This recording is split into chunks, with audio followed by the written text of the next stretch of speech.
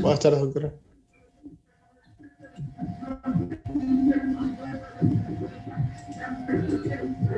Buenas tardes, doctora.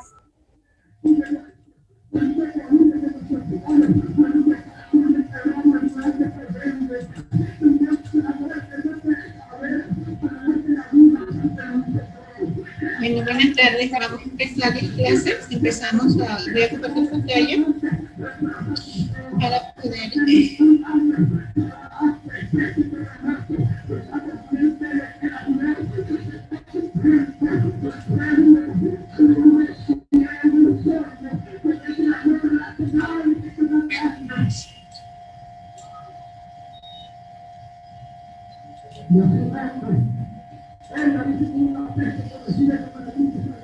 Muy buenas tardes, doctora.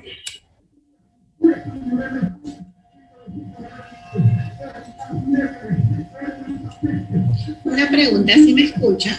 Mario, ¿me escucha? Sí, doctora, pero se escucha un ruido atrás. Hola. Hola. Sí la escucho, doctora, pero se escucha un ruido en la parte de atrás. Sí, la escucho, doctora, pero se escucha un ruido en la parte de fondo. Hola. ¿Me escucha? Hola, doctora. Buenas Hola. tardes. Sí se la escucha.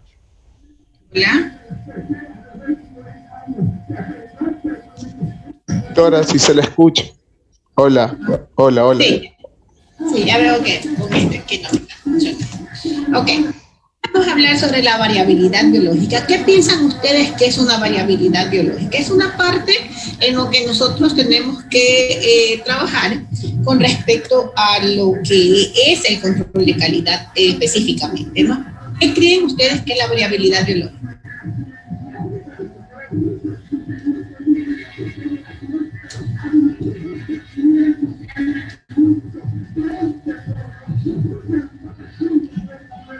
Podría ser la diferencia de la lectura de un paciente a lo largo de su vida.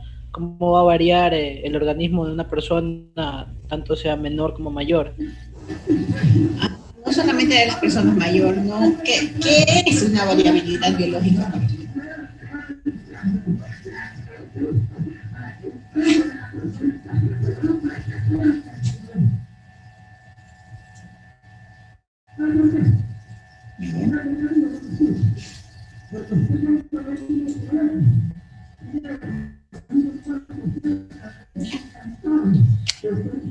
Ahora, lo mismo les hago la pregunta, ahorita vuelvo a decirles, ¿qué es una variabilidad biológica?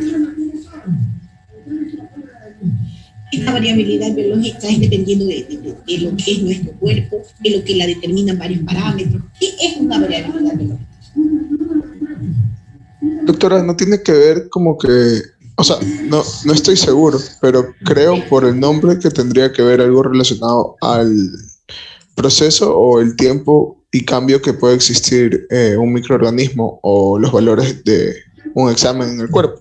No. Está bien, va por ahí, sí, está bien. Digamos que es algo del ser humano, ¿no? Porque al menos nosotros en el laboratorio aquí estamos trabajando con las variabilidades biológicas del ser humano.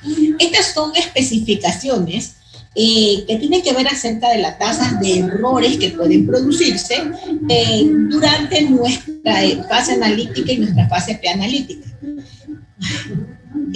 En esta parte, estos errores, hasta dónde nosotros nos es permitido tener estos errores, ¿no es verdad? Esto es lo que llamamos durante nuestro método analítico para no invalidar la utilidad clínica de los resultados. Eso es la variabilidad. Y entonces, ¿cómo lo definiríamos?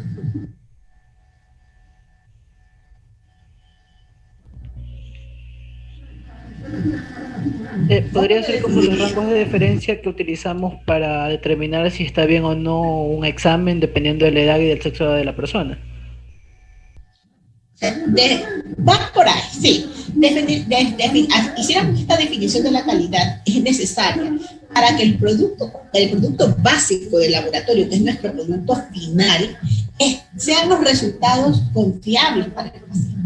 Ahora, si nosotros hablamos que estas variabilidades biológicas tienen distintas fuentes, ¿no? ¿Verdad? Pueden ser, por ejemplo, a ver, ¿qué fuentes? La etnia. La extra. Etnia. Ya, puede ser, sí. ¿Qué más? Edad, sexo. ¿Ya? ¿Qué más? Género. Cuando hablamos sexo, yo al menos eso es lo que entiendo porque género masculino y femenino.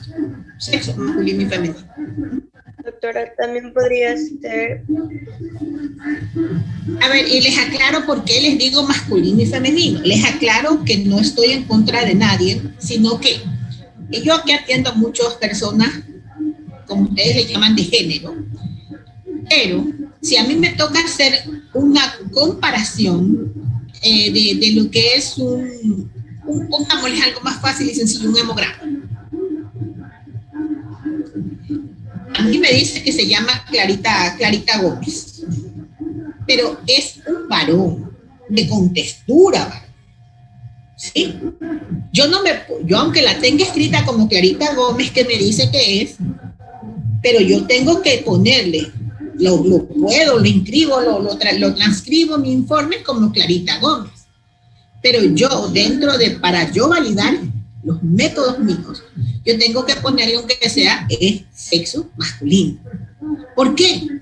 Porque a mí, ni el hematócrito me va a colar con el hematócrito de una mujer, ni la hemoglobina tampoco con una mujer, ni los glóbulos rojos con una mujer. Porque normalmente las mujeres no tienen 45, 48, 43, o sea, 43 y 46, 47. El varón sí.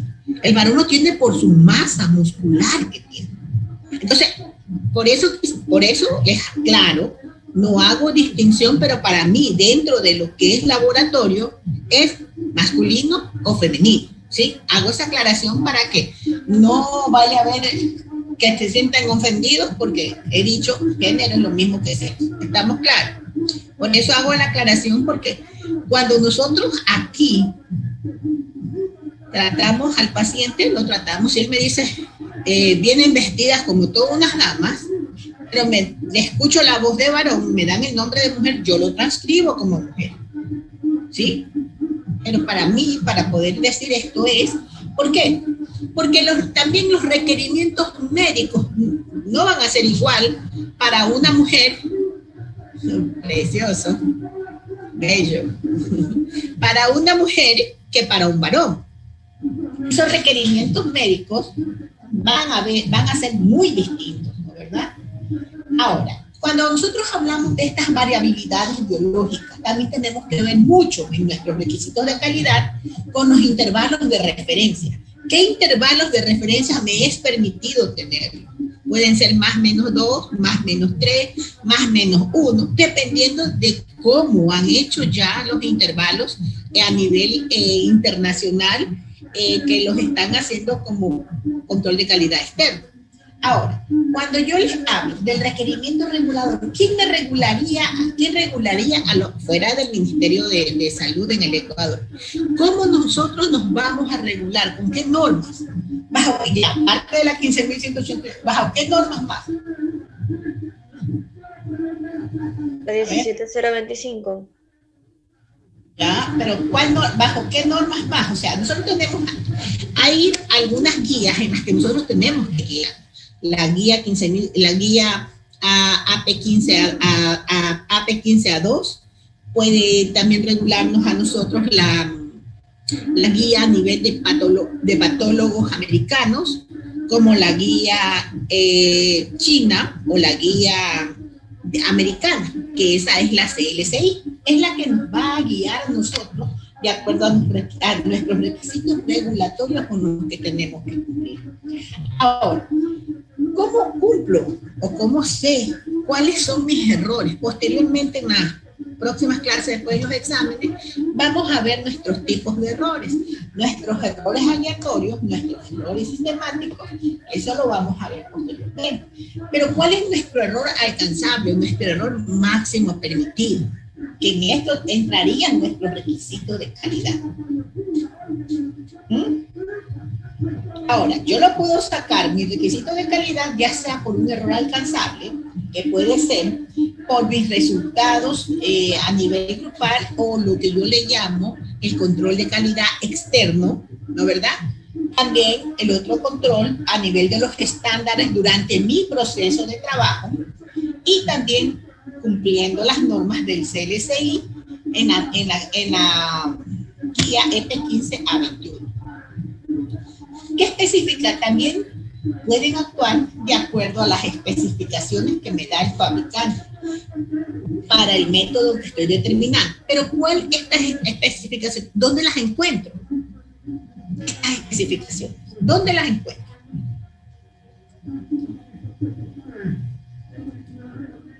¿Dónde encuentro estas especificaciones? Para yo cumplir mis requisitos de calidad.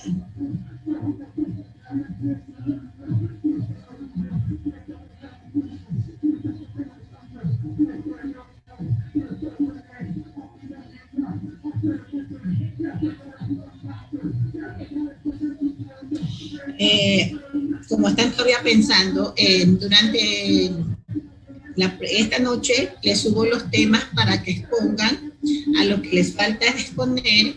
Por favor, quiero que se filmen de pie arrimado a una pared para que puedan exponer con su computadora, pero de pie. Necesito que mando los grupos, porque no los he podido hacer, para que me los envíen hasta el día viernes, todos los grupos, porque tengo que calificarlos para poderles calificar la exposición. ¿Estamos claros? Continuamos. Entonces, como no lo dicen, los espero que busquen, para que ustedes son investigadores. Cuando yo empecé, ustedes me decían que les gustaba investigar, y eso me gustó con este grupo. Es bueno saber de qué les gusta leer, porque el químico no jamás deja de leer. Ahora, yo les pregunto a ustedes, si en mis requisitos de calidad entrarían los requisitos médicos, ¿qué requisitos me pediría el médico? ¿O qué requisitos tendría yo que preguntar para cumplir estas normas de calidad?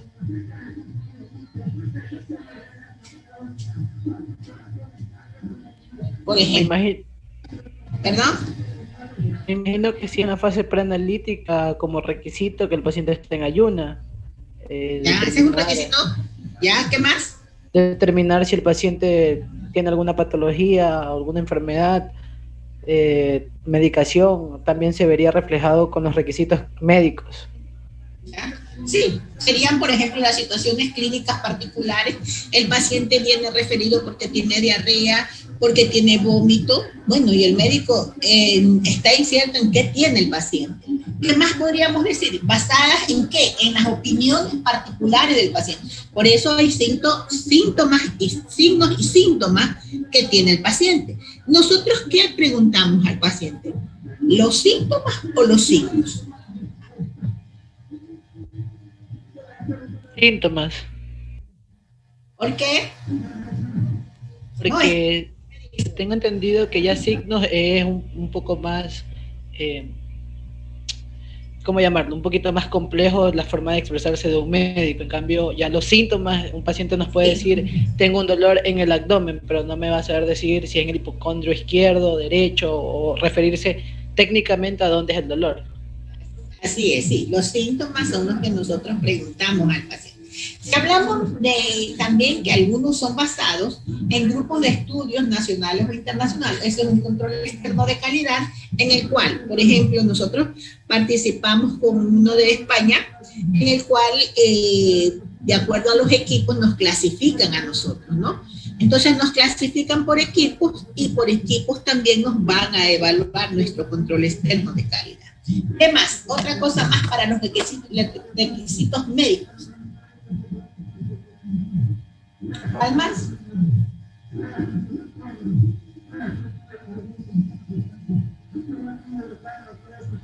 ¿La fiabilidad y validación de resultados? No.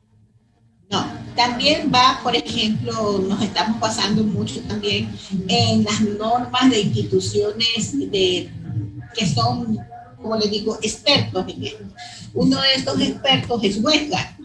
Claro que Westgard también nos da las guías, o el CLSI, pero Westgard las sube.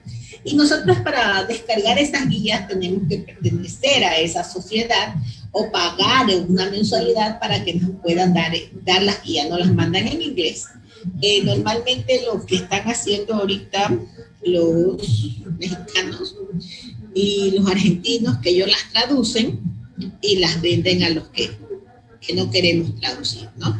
Entonces, pero también siempre y cuando les conceda el permiso a la CLSI, o también les conceda, o sea, uno pueda cambiar las guías de Westgard también para poder trabajar junto con ellos. Gracias a Dios, Westgard es un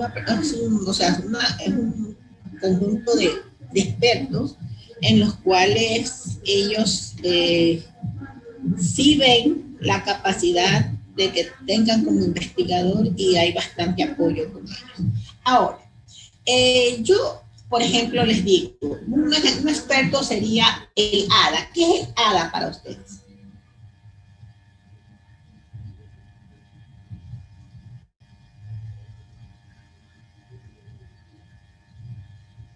Asociación de Diabéticos Americanos, los cuales hacen estudios a nivel de lo que es glucosa y la hemoglobina glucosilada, ¿sí?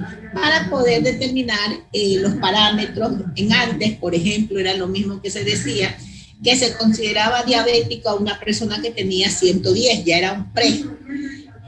Actualmente, si usted tiene 105, 98, 105 de glucosa, ya se sospecha de que ese paciente puede progresar a ser un paciente diabético.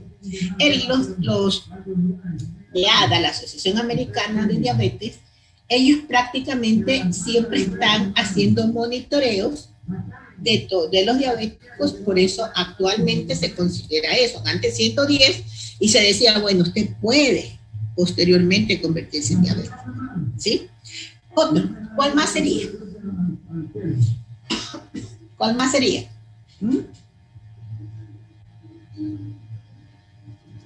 ¿Cuál más sería?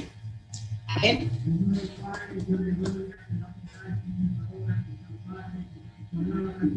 El CLSI, ¿sí? Ahora, ¿qué es la variabilidad biológica para ustedes?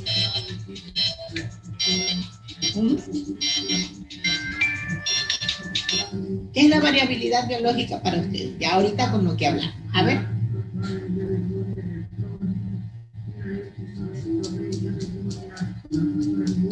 Doctora, serían las variaciones que podrían presentarse en determinadas muestras de pacientes a las que se les hace ciertos análisis, ya puede ser determinación de glucosa o las enzimas hepáticas que hemos visto y demás, dependiendo del estado del paciente, ya sea que esté bajo algún medicamento o que esté bajo cierta patología. Sí, son muchas veces las patologías, pero en cambio aquí lo que nosotros en la variabilidad biológica son magnitudes, no es una constante. ¿Por qué hablamos de que es una magnitud y no es una constante?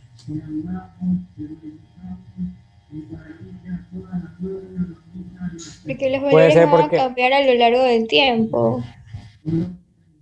A lo largo del tiempo. O puede ser porque también cambia dependiendo del paciente, como ya lo había mencionado. Los valores no son iguales a veces para los hombres y mujeres biológicos. Perdón, no le entendí. ¿Cómo me dijo? ¿Quién habló? Yo estaba hablando, doctora. A ver, sí, diga. No son constantes porque también los valores pueden variar dependiendo del sexo. Sí, cuando magnitud no necesitaria de sexo. Por ejemplo, yo digo, voy a medir una magnitud de glucosa a todos los del grupo G3. Mido la magnitud, voy a medirla durante un mes. Pero un mes, durante una vez a la semana voy a medir esa magnitud de la glucosa. O no hablemos más, hablemos de colesterol y triglicéridos que están descansando mucho, comiendo bastante. Entonces resulta que la primera semana, como ya sabían que se iban a hacer, les salen glucosa 130, colesterol 99 o 100.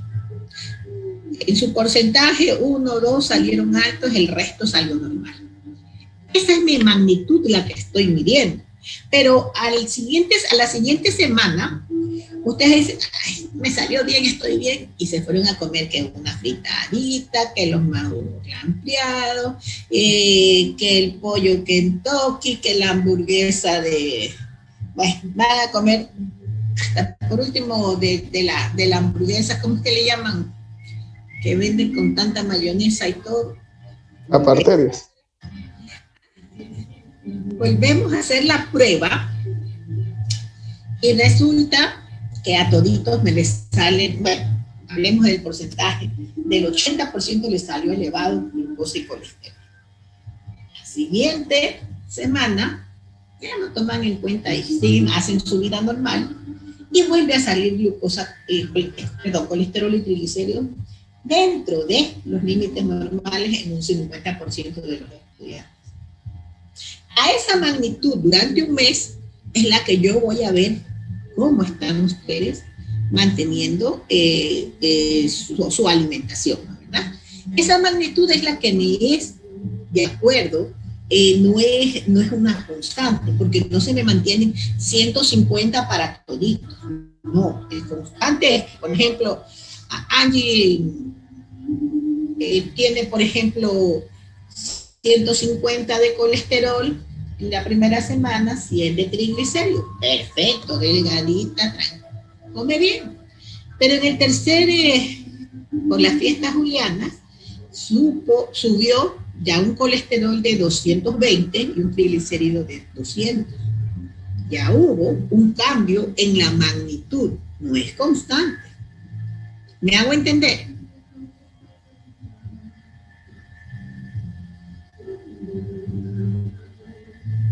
¿Me hago entender? Sí, doctora. Bueno, continuemos. Cuando nosotros hablamos a nivel fisiológico,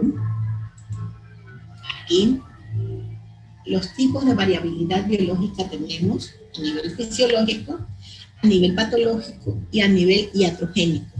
Cuando hablo a nivel fisiológico, ahí entra lo que me hablaba Mario, lo que me hablaba Daniel y lo que me hablaba la otra niña, no me acuerdo. ¿Qué era eso entonces? A nivel fisiológico. Tiene que ver mucho ¿qué?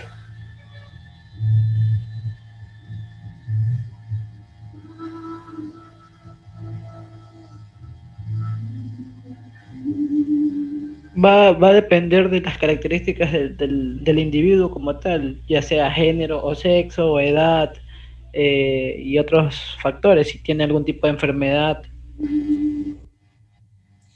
Fisiológico es a nivel de cualquier órgano que usted tenga afectado. Patológico ya vienen las afectaciones que tienen, por ejemplo, puede ser que tenga un problema renal que no se dé cuenta, todavía está empezando con un problema renal y usted ya va a ver ciertas patologías que han cambiado, su urea más elevada, su creatinina todavía se parece aparentemente normal, pero se hace un examen de urea en 24 horas o creatinina en 24 horas y ya se ve que el riñón tiene cierta afectación.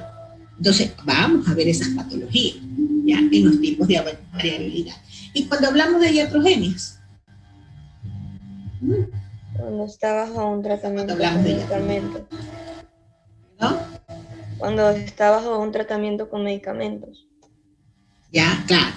Un ejemplo, por ejemplo, está bien lo que me dice. Un ejemplo.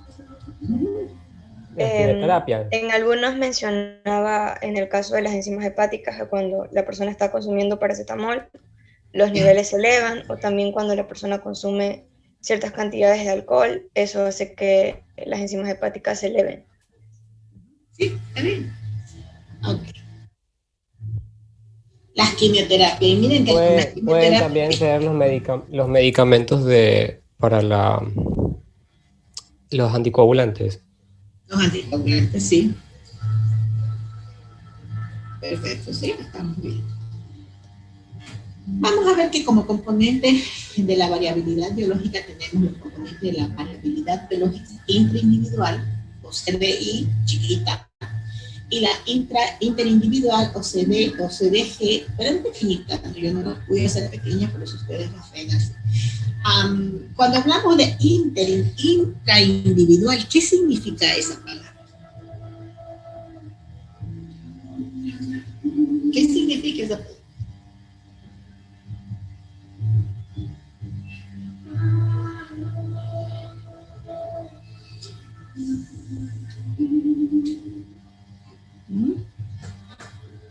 ¿Qué significa esa palabra?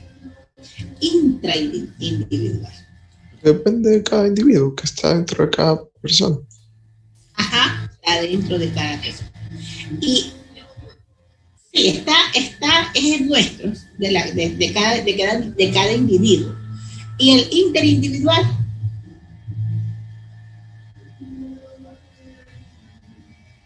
Que no depende del paciente, entonces, que fuera del paciente algo, componentes externos.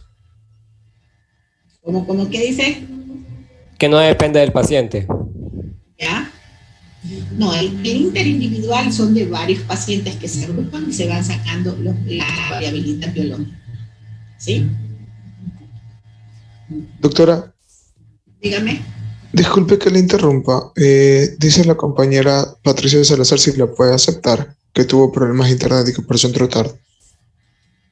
No sé si sigue en sala de espera, recién leo. No sé, que hay varios, no había visto, sinceramente. Ya entró Pablo Lavalle, entró Lisette Salazar y Isaac Ala. Okay. Las representaciones de las variaciones en la concentración de cada analito, ¿no, verdad? Va a ser esto dependiendo si es una concentración intraindividual o interindividual. Por ejemplo, cuando uno hace un control de calidad externo, el control de calidad externo nos va a sacar las variaciones interindividuales. ¿Por qué nos va a sacar las variaciones interindividuales?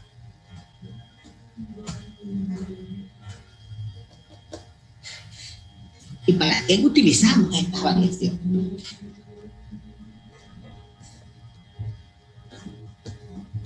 Doctora, según lo que consulté, mencionaba que hacía como un compendio de todos los resultados obtenidos de un análisis específico, y eso lo comparaba con otros valores que ya estaban establecidos, para ver si se encontraban dentro del rango y si es que los resultados que está ofreciendo el laboratorio son de calidad y son válidos para dar un diagnóstico. Ajá. Es para ayudar a calcular la probabilidad de que un cambio clínico puede ocurrir en un paciente basado siempre en la diferencia de una serie de resultados. Era lo que yo les decía a ustedes, por ejemplo, en una glucosa. Si no se hicieran estos estudios de variabilidades, no podríamos decir que el paciente es diabético o hay que ajustar a nivel de lo que es su alimentación, su forma de vida, su cambio de estilo de vida, para evitar que llegue a la diabetes. Sí, es lo mismo que pasa cuando decimos, se leía un paper de los cardiólogos que anteriormente se decía de que se consideraba una persona hipertensa si tenían de 129 a 140 la presión sistólica y diastólica. Pero con las nuevas investigaciones ya ahora dicen, si el paciente tiene 30 a 100 de menos de 8, tiene que tener 80, si ya tiene 89, 90, ya se piensa que es un candidato, o ya lo dicen, es una persona hipertensa. Venía en el debate el por qué se considera a esta persona hipertensa, si tranquilamente cambiando el estilo de vida, evitábamos que utilicen el medicamento, dar medicamentos al paciente. Entonces, hablaban de estudios en los cuales decían ellos, comprobaron con colesterol, triglicérido, HDL, LDL,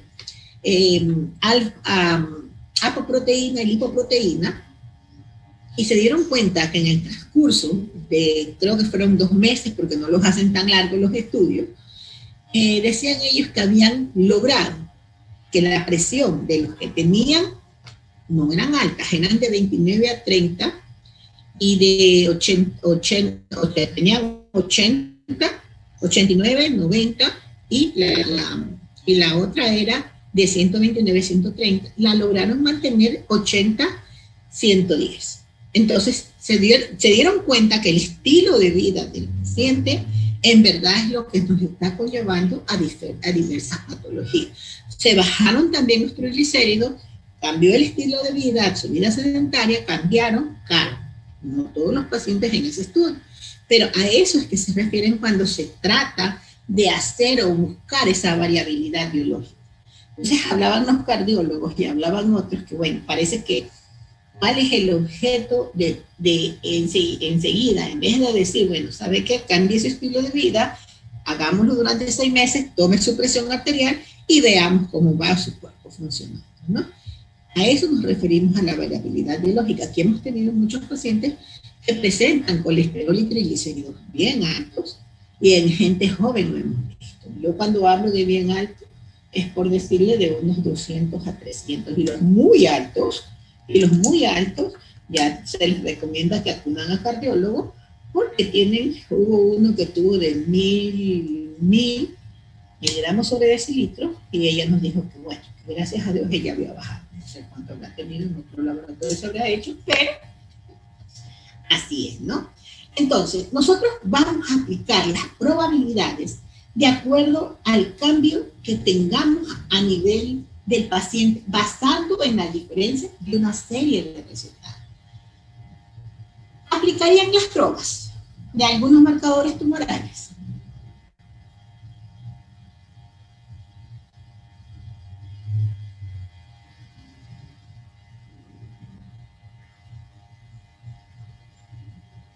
Doctora, ¿puede repetir, por favor? Sí, o sea, cuando nosotros, ya en este estudio, como yo les dije, basados en los estudios diferenciales de diversos pacientes, ¿no verdad? Van a darnos una serie de resultados en los cuales como yo les explicaba, podemos hacer una diferencia. Ahora, si están consumiendo droga, aplicaría droga para marcadores tumorales. En el sentido de ver la evolución del tumor, o sea, si va reduciendo o si él está haciendo algún tipo de efecto o cómo. Para eso yo tendría que tener, o los laboratorios tendríamos que hacer un estudio comparativo a nivel internacional, ¿no verdad? Para que lo hagamos todo. Esta es una de las partes importantes en las que se quiere llegar al control de calidad. ¿Cuál es?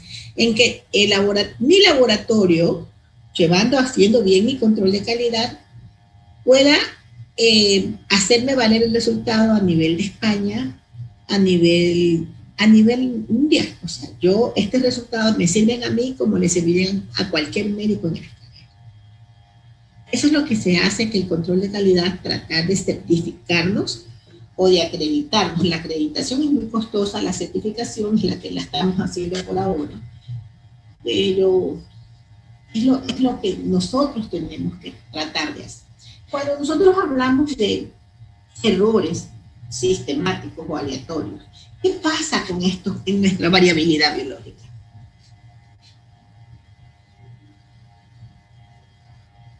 Pueden existir, y sí existen, estos errores.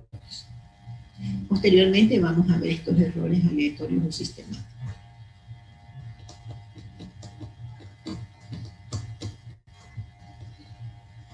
¿Qué pasa con esto? ¿No serían válidos nuestros resultados entonces? Si existe errores, la variación no sería confiable, no podríamos confiar en eso.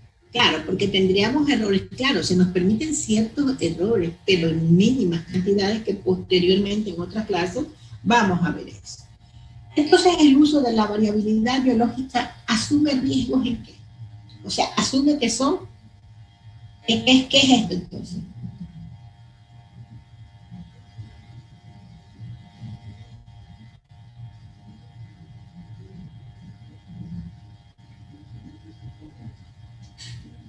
Son controles que se utilizan para establecer un diagnóstico veraz de una enfermedad o una patología.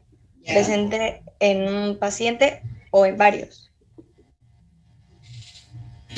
Sí, nuestra variabilidad biológica asume que son un coeficiente de variación constante en todos los tipos de población. Por eso es que se saca como variabilidad biológica. Yo diría entonces, mi variabilidad biológica en una, claro, o sea, trato de acuerdo a nuestra etnia, no sin ofender a nadie, porque la etnia, por ejemplo, nosotros aquí ninguno es blanco, ninguno es caucásico, todos somos mestizos, ¿verdad?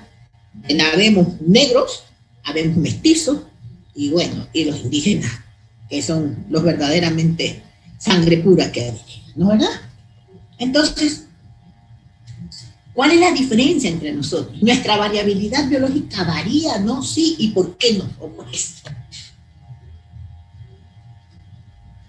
No solo va a variar por decirlo de esta forma, a la contextura del cuerpo o a la alimentación, sino también a la localización donde se vive. Claro, geográfica, ¿ya? Doctor, aquí también tiene mucho que ver la genética. Por ejemplo, en inmunología veíamos bastante que ciertas personas, por ejemplo las caucásicas en comparación con los negros, algunos son más propensos a padecer cierta enfermedad inmunológica y en otros casos no. Entonces eso también depende bastante.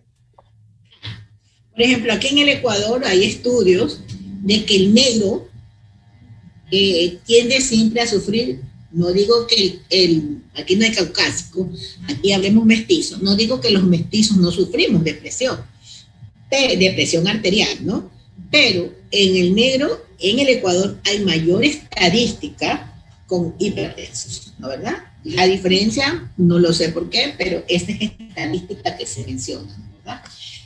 A nivel inmunológico o a nivel,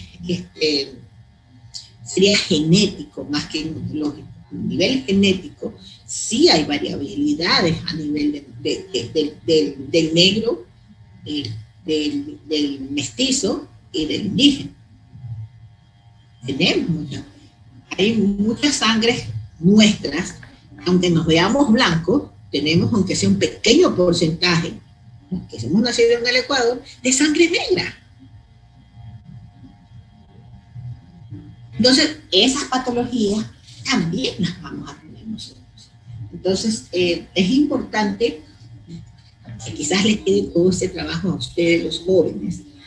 Nosotros en el Ecuador no tenemos nuestros valores referenciales típicos de lo que dicen es sáquenlo de acuerdo a su laboratorio, pero en el Ecuador no hay una estadística y hablemos de Ecuador es grande, los valores referenciales nuestros, típicos nuestros. Tenemos a nivel internacional donde es muy variado. Entonces, el coeficiente de variación intraindividuo del individuo, el coeficiente de variación entre individuos, ¿ese cuál sería? ¿Cuál sería ese? El intraindividuo y el entre individuos. Usted nos mencionó hace un momento que el intra es entre varios individuos y el inter es del individuo propio. Las alteraciones o cambios que hay. Al contrario. Al revés. Oye, al revés. Entendimos. Sí. Gracias. No, yo le dije al revés, por eso le digo, está lo contrario. El intraindividuo es la variación de cada individuo. El inter es entre varios individuos. Y nuestro coeficiente o nuestro valor óptimo, si nosotros utilizaríamos una fórmula, porque en realidad lo que estamos viendo ahorita es lo que nos toca ver el segundo parcial revisando el sílabo. Entonces nosotros en realidad los ejercicios los vamos a ver posteriormente, pero nuestro margen óptimo así, sería que tan solo tuviéramos un 0.125, el óptimo. El deseable es de 0.250 y el mínimo que no puede pasar de ahí 0.375. Cada uno de estos se los va a hacer dependiendo o sea, se saca la variabilidad biológica por una fórmula. Que esto no lo vamos a alcanzar a verlo porque nos toca la práctica. Tienen ustedes 7 minutos bajo mi reloj para empezar la segunda clase. Ahorita pueden cerrar cámara, bueno, igual tienen cómo hacerla, pero bueno. 9 minutitos, 8 minutitos tienen para ir al baño, a tomar agua, lo que ustedes deseen, ¿ok? Nos vemos ya mismo en la práctica. Gracias.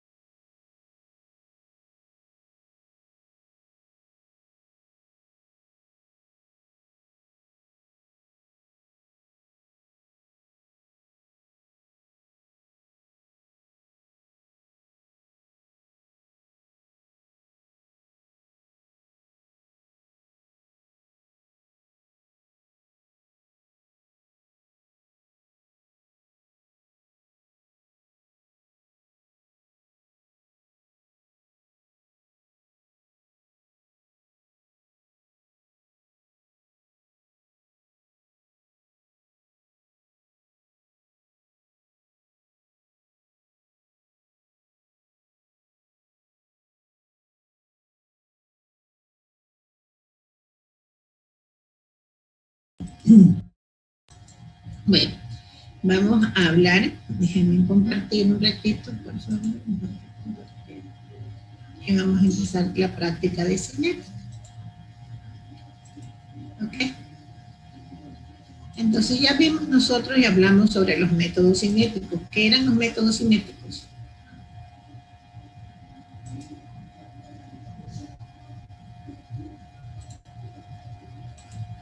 Hola.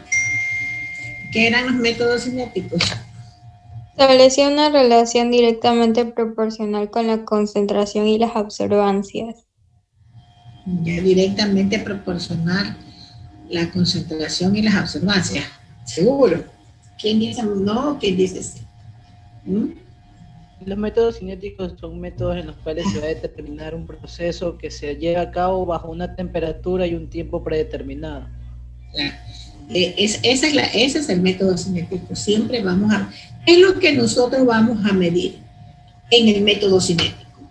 Las absorbancias es la que nos va, o la concentración, o la actividad catalítica de la muestra. Se va a leer la actividad que se va a ver reflejada en la concentración que se va a tomar mediante la absorbancia. En la concentración que se ve, no. Porque nosotros, no es lo mismo el método lineal que el método cinético. Si nosotros decimos que vamos a medir la actividad, ¿de qué?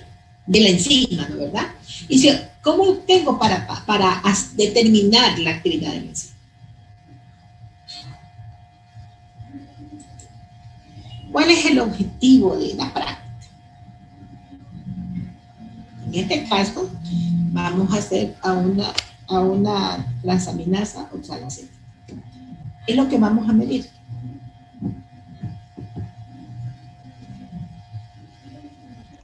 El agotamiento del sustrato en un intervalo de tiempo. En un intervalo de tiempo, sí. Y vamos a ver, sobre todo, cómo lo medimos. O sea, ¿cómo lo medimos? ¿A través de qué?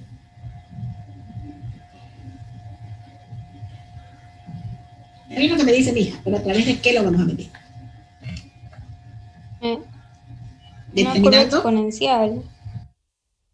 Ya, pero vamos a determinar de acuerdo a una determinada cantidad de tiempo, vamos a leer las absorbancias, ¿no verdad? ¿Este tiempo cuál sería?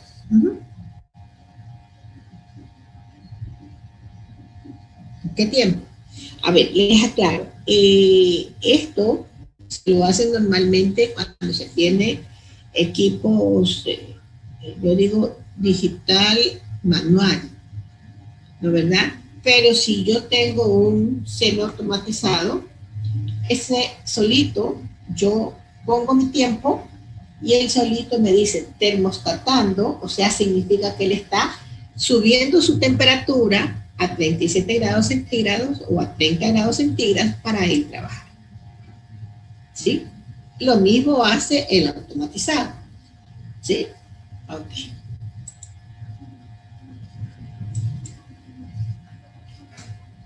En los métodos cinéticos vamos a hacerlo tanto el método cinético, la determinación lo vamos a medir a través de su actividad enzimática.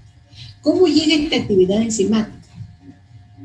Como me dijo la niña, por método exponencial. Pero ¿cómo la determino?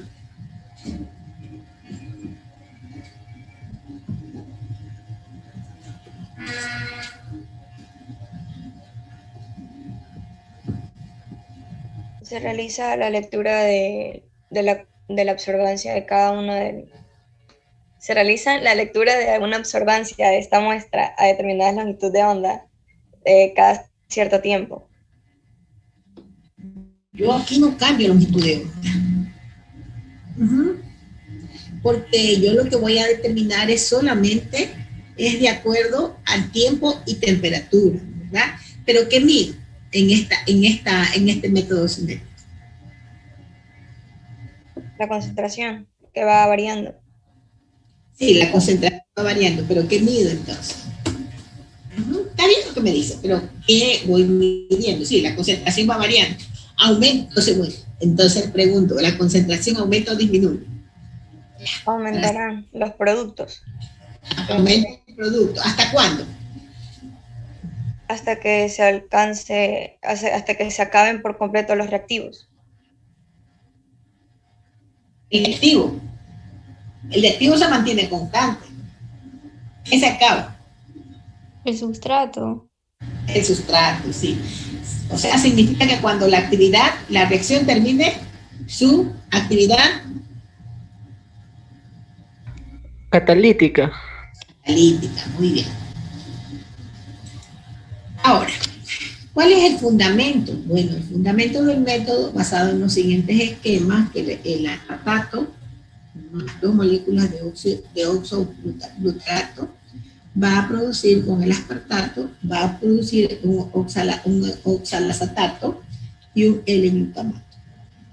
El L-glutamato o el oxalacetato más un hidrógeno va a formar un L-malato y un NAT. Es lo que nosotros vamos a determinar. Ahora, en los aspectos generales, la principal, no vamos a determinar la concentración de las enzimas en ningún tejido. ¿Por qué? Porque estos normalmente se encuentran en los fluidos de nuestra sangre, y lo que vamos a determinar son mínimas porciones, porque en los fluidos vamos a encontrar distintos tipos de compuestos orgánicos e inorgánicos en los cuales nosotros vamos a determinar. Cuando nosotros hablamos de la concentración de enzimas en suero, normalmente las enzimas son bajas, no lo vamos a encontrar en elevadas cantidades, ¿verdad? ¿Qué más podríamos decir de esta actividad enzimática? Si yo a esta actividad enzimática le agrego más muestras, ¿qué me pasaría? O sea, si lo estuviéramos haciendo con el manual automatizado, con el manual, digital, porque con el manual automatizado ya no le pondría poner, por ejemplo, más sustrato. ¿Okay? Ya él cumplió su acción y ya no me tomaría más. Pero con el manual digital, yo lo puedo agregarle ahí mismo en la cubeta unos 5 microlitros más de enzima. ¿Qué ocurriría ahí si yo le agrego 5 microlitros de enzima? Ya ha pasado mis 3 minutos.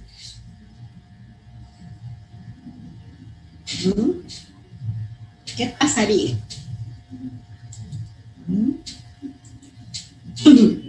¿Qué pasaría? Me imagino que nada, porque estamos diciendo que se ha acabado el sustrato. No habría una actividad. Ya no habría actividad, sí. Ya si le agregue más sustrato, ahí para. Sí, está bien.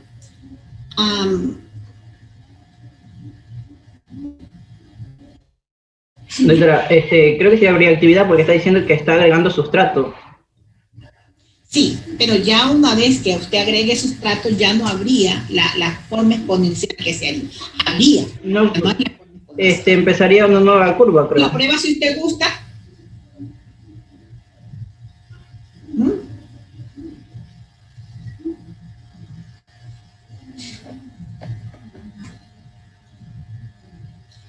¿Qué es lo importante cuando hacemos nosotros nuestra determinación enzimática para que se cumpla esta acción?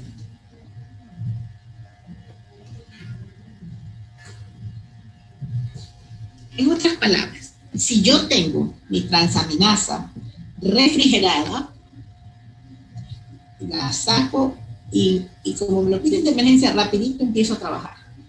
¿Qué me ocurriría ahí? No saldría, porque tenemos que tener una temperatura y un tiempo estable. Ya están ¿Qué le pasaría si la temperatura no? Yo tengo que trabajar la emergencia, me la están pidiendo. Claro. Saldría muy baja por la temperatura. El tiempo en que va a obtener sus resultados será un poco más lento. Más lento, por la temperatura. Sí, por la temperatura en que se encuentra el reactivo. ¿Ya? ¿Qué más me dicen? ¿Qué más podrían hacer para evitar que esto nos produzca? Doctora, ¿Qué más pero usted nos había indicado que igual en los insertos indican una temperatura a la cual se debe realizar el ensayo, que por lo general está entre 37 y 30 grados. Entonces, en ese caso, usted había mencionado que igual y nuestra temperatura corporal es de 37 y lo podríamos calentar con nuestras manos. Pero si está en refrigeración, se podría aplicar un baño María. Bueno, eso era en práctica, ¿no? En práctica de la universidad, porque lo tratábamos de hacerlo lo más rápido, ¿no? Pero a nivel de lo que ya es un laboratorio, eso no podemos hacerlo. Eso en práctica como para que puedan realizar la práctica, ¿sí? Eso no es allá a nivel de un laboratorio. A nivel de un laboratorio tenemos que cumplir las normas necesarias. A veces porque ustedes se van rápido, porque tienen clases en las siguientes horas, entonces tratamos de hacer eso, calentar, pero no es un ejemplo que les pongo o algo que les hago hacer por acelerar nuestro procedimiento, ¿verdad? Pero pondría en baño María, pues. Entonces. No estamos tratando con pacientes, sino simplemente una muestra cualquiera que no vamos a dar un resultado. Claro, eso. Sí, está bien, lo podemos hacer. Pero si yo conservo los sueros a una temperatura, por ejemplo, yo saco ahorita de la refrigeradora y no lo pongo, no lo dejo a temperatura ambiente. Esto de aquí, esta enzima se me inactiva. ¿Y qué me ocurre cuando yo ya la dejo en el escritorio a que tome su temperatura ambiente? Al inactivarse, ¿se mantendrá todo un ciclo inactivado la enzima? ¿Es reversible o es irreversible esta acción?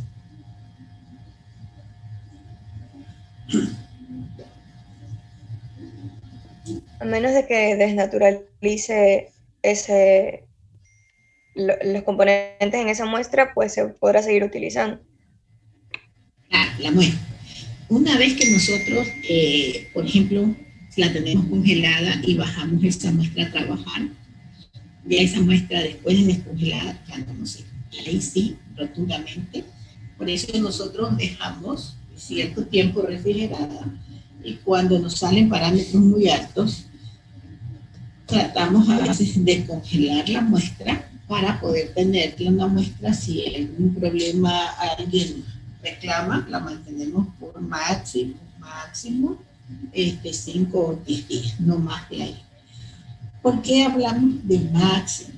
Porque normalmente, y ahí viene dentro de lo que hablábamos de la variabilidad biológica, yo me hago ahorita una glucosa, por ejemplo, me sale 97, mañana me la hago a la misma hora y resulta que me sale 80.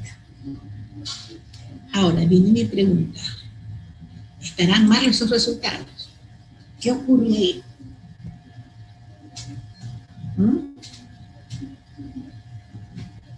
¿Qué ocurre ahí? ¿Estarán mal mis resultados?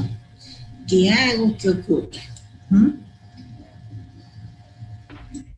De ahí tendría que ser como los requisitos que le solicitamos al paciente. Me imagino que puede variar por el tipo de ayuno que tenga, que sea más o menos de las 10 a 12 horas, el tipo de alimentación de la noche anterior. Yo le estoy hablando a esta hora, estoy hablándole, ¿qué hora es? 16 horas, 17 minutos.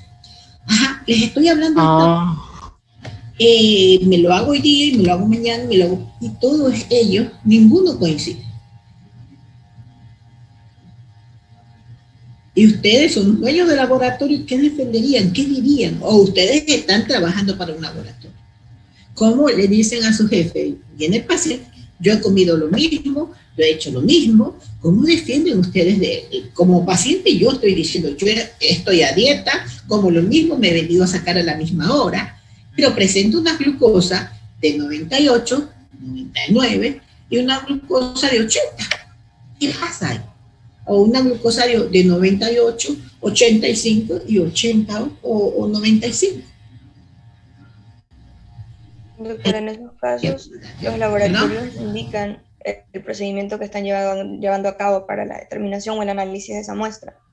Entonces, en esos casos se presentaría el registro de lo que se realizó y que se está realizando la misma metodología.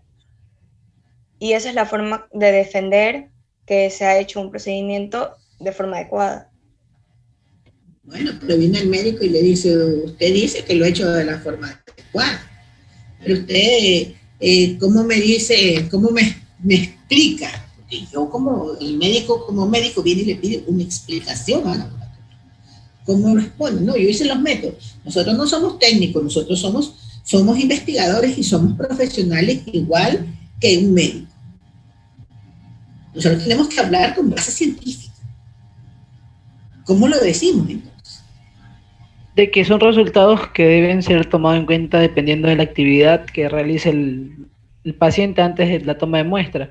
Primero que todo, ya a esta hora no sería viable realizar un examen que es en ayuna. No es viable, pero el paciente lo pide. Puede deberse a errores. Tienes desactivado el micrófono, Daniel. Al momento de hacer la lectura puede haber errores en el equipo o al momento de la toma, o sea, de medir las cantidades de muestra que necesita la técnica. Puede que haya equivocado y haya tomado más cantidad. Puede, pero yo más me voy con que es la variabilidad biológica que se presenta. Yo le puedo hacer ahorita a Mario un hemograma y resulta que me salió en esta hora y me salieron los glóbulos blancos de 4.500.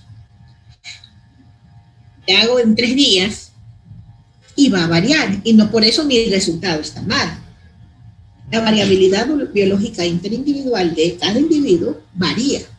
Yo he hecho la prueba, y eso sí lo he hecho yo aquí en el laboratorio, cuando hablábamos acerca de la variabilidad biológica, no con los estudiantes, sino me quedé con la duda cuando recibía clases. Yo vine a hacerlo. Y yo vine a hacerlo, cogí 3 glucosas. Primero, la glucosa del mismo paciente, lo cogí a las 10 de la mañana, que empiezo a trabajar, lo cogí a las 12 del día y lo cogí a las 3 de la tarde. Y eso lo leía 3 veces cada uno. Y a pesar de que el equipo está calibrado, a pesar de todo, hay una cierta variabilidad en las lecturas que hago. ¿Sí? Existen esa variabilidad biológica y es permitido esa variabilidad biológica. Bueno, vamos entonces nosotros a ver ahora la fórmula para sacar nosotros. Ya ustedes, por ejemplo, se les dice, déjenme verles aquí, para decir en el método, no lo tengo. Aquí tenemos. Vamos viendo nuestro procedimiento, ¿no es verdad? Tenemos el reactivo de TGO, ¿no es verdad? Tenemos 2 tubos, uno blanco y uno muestra. Al tubo blanco, solo le agregamos 1 ml de reactivo, o también le puedo agregar 1 ml de agua destilada. Y a mi muestra voy a ponerle 1 ml de reactivo y 0,50 microlitros de muestra. Lo vamos a ponerlo en nuestro espectrofotómetro y vamos a leerlo en 3 tiempos.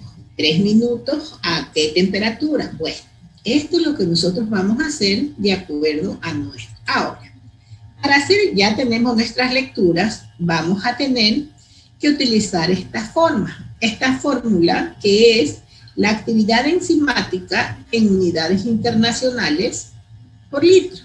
Así se las reporta, unidades internacionales por litro.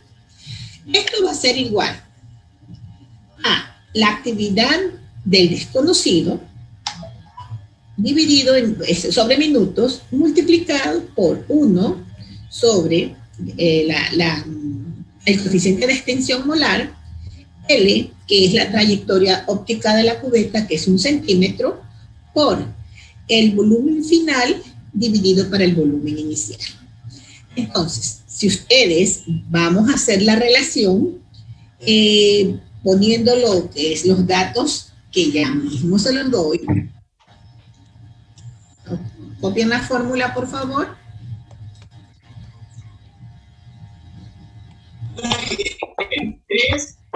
¿La tiene? Perdón, ¿qué me dicen?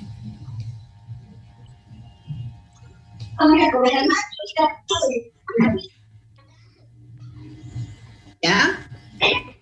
Ahora, nosotros vamos a hacer la relación en estas de nuestros volúmenes corregidos, ¿no? ¿Verdad? Ya vamos a ponerles las fórmulas para que los vean cómo... Gracias, niño Alfredo. ¿Por qué no llega? Perdón. Compañero Edison Zambrano, tienes prendido el micrófono. Disculpe.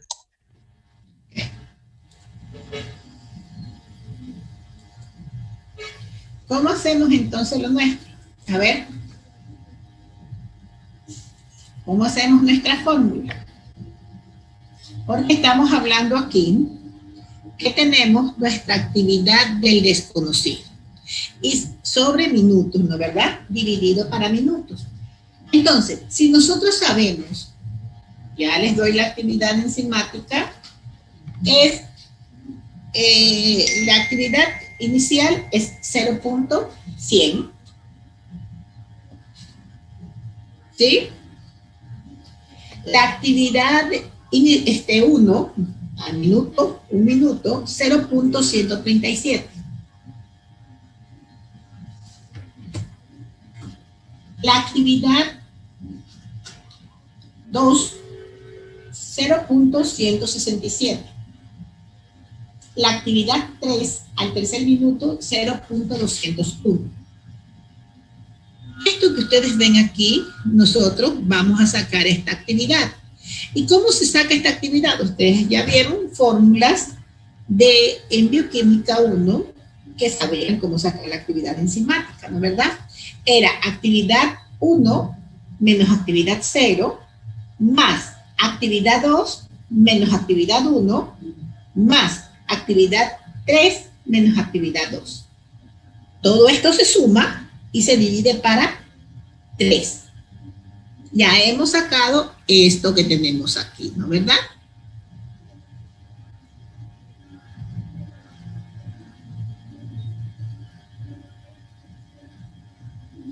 ¿Estamos?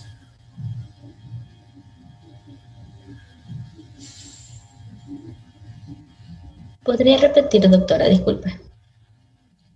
La actividad enzimática del desconocido, vamos, cuando leemos nosotros, ponemos primero ponemos lectura inicial de la muestra con el reactivo. La lectura inicial la tomamos al principio, la ponemos y la leemos. 0.100. Actividad 2. La actividad 1, perdón. Ese es el blanco, la actividad 0. La actividad 1. Le dije, creo que era 135. 137, doctora. 137, ya. 0.137, 0.167. Y la actividad 3 era 0.200. 201, sí, porque no. Ya. A eso ustedes van a restar la actividad 1 menos la actividad 0. ¿Estamos claros? ¿Hola? Sí. Claro. Sí.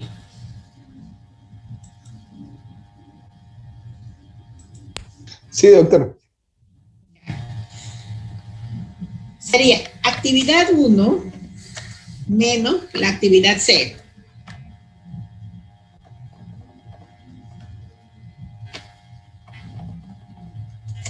Más actividad 2 menos actividad 1. Más actividad 3 menos actividad 2. ¿Sí? Esto es lo que ustedes van a sacar como actividad del desconocido. Por eso ustedes ven puesto aquí ADO, desconocido, actividad enzimática del desconocido. Ustedes van a determinar la actividad enzimática, cuánto es el desconocido. Ahora, lo otro que ustedes van a hacer ¿qué más van a hacer? Simplemente, ¿ya cuánto les sale esto? 0.033. Sí. Ya tienen este valor que han encontrado aquí entonces ahorita. La actividad Del desconocido. del desconocido. Ya. La fórmula que tienen ahora, perdón, ya encontraron, ya tienen esto que han encontrado, ¿no? ¿Verdad? Este es 0. Ahora, van a empezar a hacer 1 dividido por el coeficiente de extinción que se los tengo que dar. El coeficiente de extinción es, déjenme ver si se los puse acá abajo. Sí, el coeficiente de extinción es 3.43 por 10 a la 3 litros por moles a la menos 1 y centímetro menos 1. En los exámenes igual les voy a dar a ustedes el coeficiente de extinción para que no lo vean pensar. Eso se saca, pero bueno, no nos vamos a llenar de problemas.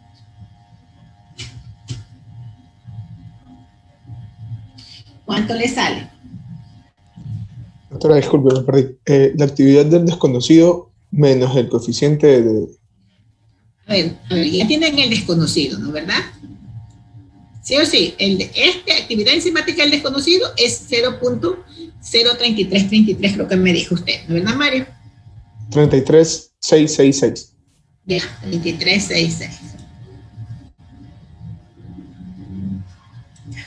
Si lo hago, sería... Doctora, una pregunta. En esa Dígame. fórmula que ya tiene allí, después de la resta de A3 por menos A2, ¿no se divide para 3 todo ese resultado? Se divide para 3 todo ese resultado, Ah, ¿sí? ya no. Gracias. Okay.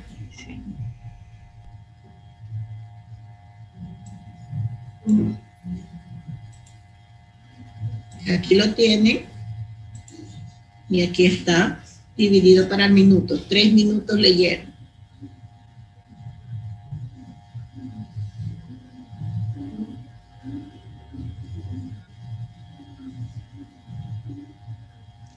Ya, doctora, una vez que tengo eso, lo divido para el coeficiente, ¿verdad? Sí. Vale, a ver, ¿cómo lo va a dividir? Ya obtuvo todo esto. Ah, no. Obtuvo todo esto. No, sí. Espérese. No, recién usted, el 0.3336 era esto.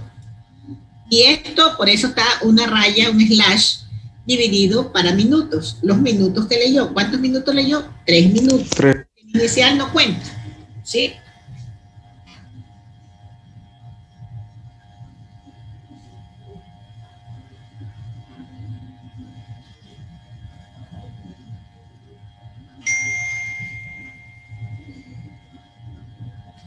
¿Cuánto sería el volumen final?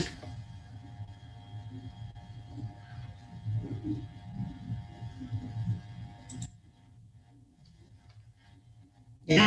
¿Cuánto sería el volumen final?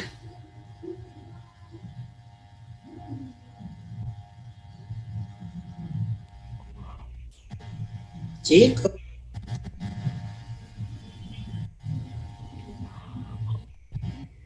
$1.01. ¿Cuánto? 1.01. Es que 0.1. Es que me dice 1 mililitro, 5 microlitros. 5 microlitros, ¿ya? Uno, entonces sería, o sea, ¿estás seguro? Conviértalo en microlitros, entonces, y súbelo.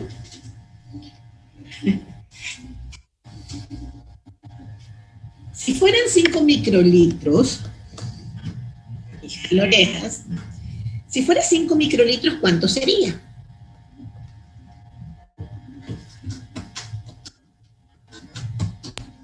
¿1 por 10 a la menos 6? No. No.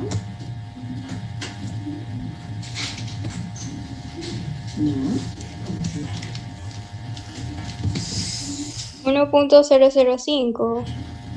¿Cuánto? 1.005. Sí, perfecto, muy bien. Ese es el volumen. El volumen final. Final, ¿ya? Ahora, ya tienen el volumen final. El volumen, ¿y el volumen inicial de cuánto es?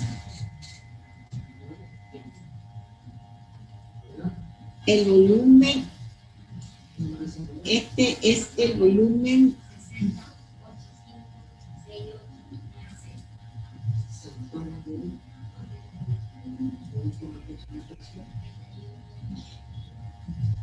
ese es el volumen no inicial, sino el volumen de muestra. ¿Cuánto es nuestro volumen de muestra? 0.5 microlitros. 0.5 microlitros. ¿Ya? ¿Cuánto es 0.05 microlitros? ¿Ya? ¿Cuánto tiene?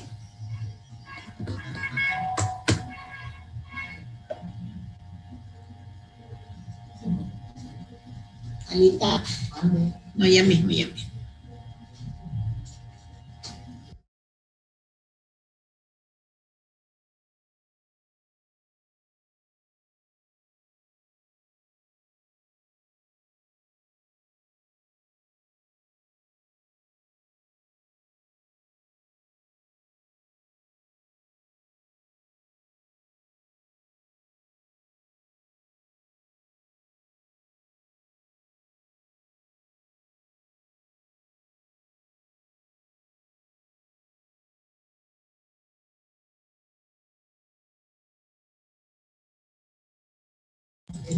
Mil disculpas. A ver, ¿cómo vamos entonces, chicos? A ver.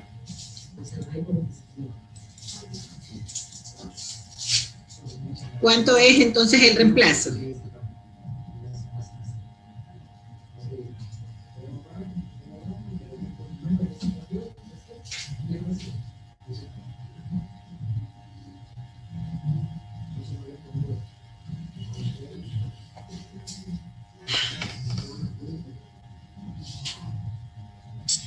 Hoy día ya está mejor el model para que ustedes suban los informes, que a eso tenían que haberlos tenido hechos, ¿no? Bueno, igual mientras ustedes están trabajando, vamos viendo, tenemos los reactivos de laboratorio, serían, ¿qué reactivos utilizaríamos? Reactivos de transaminasa oxalacética, ¿qué más? Agua destilada, que no es un reactivo, pero lo colocaríamos aquí. Materiales de laboratorio que utilizaríamos, que hubiéramos utilizado como materiales de laboratorio: cubeta, tubos, gradillas, ¿qué más? Pipetas. Pipetas, puntas. Puntas. Ok. Equipos de laboratorio. ¿Qué equipos nomás trabajamos? El procedimiento. Fotómetro UV-Vis. Los resultados. Aquí estos no son sus valores, no son sus valores, bueno, pero igual. Ustedes van a hacer una tabla y van a poner los datos, la absorbancia inicial, cuánto, la absorbancia de 1 minuto, cuánto, la absorbancia a los 2 minutos, a los 3 minutos, cuánto les da, ¿verdad? Eso es la absorbancia del desconocido, el total. Ya ustedes conocen la absorbancia, vamos a ver el volumen total de la muestra en reacción, cuánto tiene, el volumen de la muestra, cuánto es en total, Una pregunta. Ustedes, porque con esto vamos a trabajar, pero se están demorando bastante, con esto vamos a hacer otro ejercicio, ustedes tienen que llenar con el que yo les diga el valor de lo que es el coeficiente de extinción molar, ¿verdad? Y también la longitud del paso de la longitud de onda en la cubeta, que es de 1 centímetro. Existen cubetas que también tienen una medición de 1.5 y de 2 centímetros. El factor que lo tienen que sacar es la actividad enzimática, ¿verdad? El factor lo sacan de una vez, y aquí lo tienen. Déjenme agrandárselos un poco para que lo puedan ver mejor.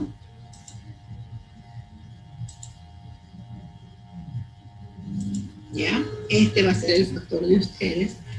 Entonces, la actividad enzimática es igual a lo que ustedes encontraron, toda la fórmula que está aquí, ¿no, verdad? Por el factor de cálculo. ¿Cómo calculan el factor?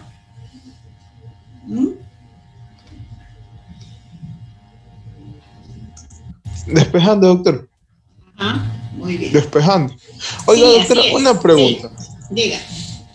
Ya me perdí más que los Restrepo. Ya. Me quedé hasta el...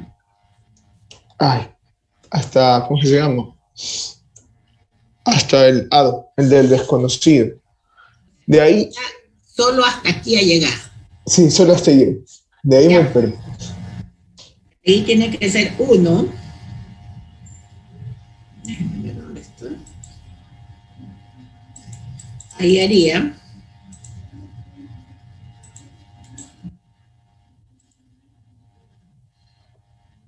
1 dividido. Para la E, ¿cuánto les dije que era el coeficiente de extinción? 3.43 por 10 a la menos 3. 43 por 10 a la menos 3. Ya. Yo no les puedo subir el 10 a la menos no sé cuánto, pero igual se los voy a poner así. ¿Ya? Tengo la fórmula ahí. Primera, ¿cuál es? Y tengo lo que es, que voy a multiplicar por 1 centímetro. ¿Por qué pongo por 1? ¿Por qué pongo eso? Porque es la cubeta. Es la de la cubeta. Voy hasta aquí. ¿Sí? Ahora, multiplico. ¿Por qué más?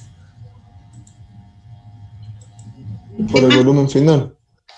¿El volumen final cuánto es? 1.005, creo que dije. Ese 1.005 Sí, es el volumen inicial. ¿Ya? Ese es el volumen final. ¿Con qué más? Dividido. ¿Para qué? Sí, doctora, el 1.005 debería ser el volumen inicial. El volumen final es ese mismo. El volumen final no lo tiene porque es la cantidad que sale después de la lectura. O sea, lo que sobra en la cubeta. Y está calculando el volumen inicial. ¿Cómo usted lo va a medir? No, usted mide, es la suma de esto que está aquí. Déjenme ver dónde lo tengo. Aquí. Esto, si usted dice 1 mililitro más 0,5, ese es su volumen final. Con eso usted entra. No es que se nos va... Con eso entramos, pues es el volumen inicial. No, ese es el final. El volumen no es el volumen inicial, deja claro. Aquí tengo el volumen. Déjenme ver.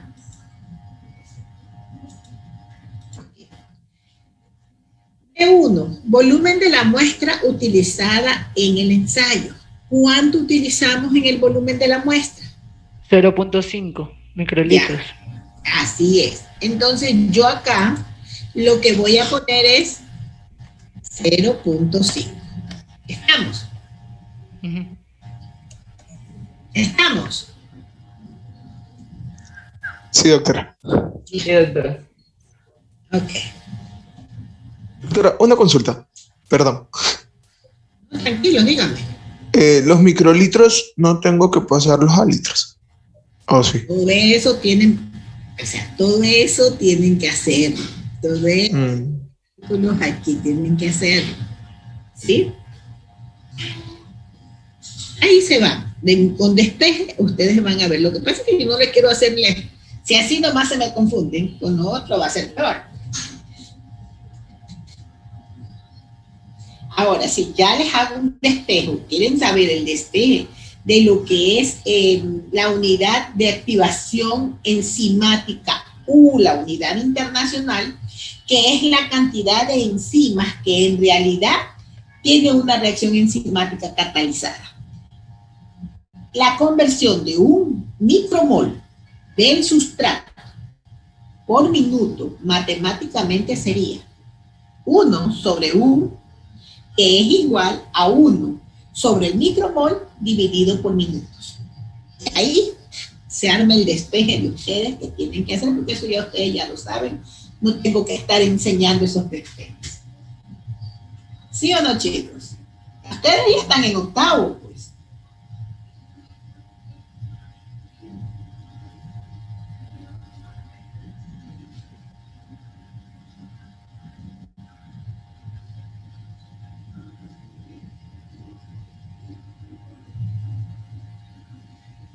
Y los despejes para ya sacar su factor de cálculo, eso también tienen que hacer ustedes. Bueno, seguimos con lo nuestro, ¿no? Ya los materiales que ya lo hablamos, el equipo de laboratorio, el procedimiento que ya lo tienen. Estos resultados lo van a hacer en forma de una tablita, ya a mí no me alcanzó el tiempo para hacer en la tablita a ustedes, pero en forma de una tablita y van poniendo todo esto, ¿no? Ustedes tienen el volumen total de la mezcla, que sería ¿cuánto? Para que no se confundan, 1005, ¿no? El volumen de la muestra es 0,5. El coeficiente de extinción molar, y ya se los di, la longitud del paso del paso de luz, 1 centímetro, el factor, que es el que ustedes van a despejar, la actividad enzimática del paciente, de la muestra del paciente, ¿cuánto es? Ese es el resultado. Conclusiones, recomendaciones y nada más. Y bibliografía, perdón. ¿Sí? Bibliografía, y si tienen anexos, bajan los anexos. Esos valores los sacan, despejan, y eso igual vamos a tener en el examen uno de estos ejercicios, que es por eso que se los he estado explicando. Okay, chicos, tengan buenas tardes. Si no hay preguntas, pasen bien. Dios los bendiga. Y un gusto verles. Nos vemos para el examen. ¿Ok? Bye bye, chicos. Hasta luego, doctora. Recording stop.